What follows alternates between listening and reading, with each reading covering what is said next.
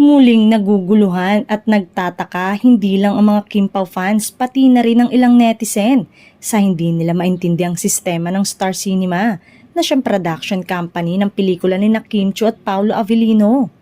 Ilang mga Kim Pao fans ang naglabas na naman ng kanilang himutok kaugnay sa kinita ng My Love Will Make You Disappear. Nag-message ang ilan sa mga ito sa Messenger at nagtatanong kung bakit raw hindi naglalabas ang datos ang SC. Nag-gross ng pelikula ng Kim Pao samantalang lagpas isang buwan na mula nang i-showcase ito sa mga sinehan. Say pa nila, sa unang mga araw sa unang linggo lang nag-post ng kinita ng Kim Pao ang Star Cinema. Hindi nila malaman kung kumita ba gaya ng inaasahan nila ang movie ng kanilang Lodi. Ipinaliwanag naman na hindi pa tapos ang showing ng My Love Will Make You Disappear at sa abroad ngayon pa lang isa-showing ang movie. Wala namang ipinagkaiba ang My Love Will Make You Disappear sa ibang movie na nang matapos ang buong showing saka nagpakita ng resibo ng kanilang producer.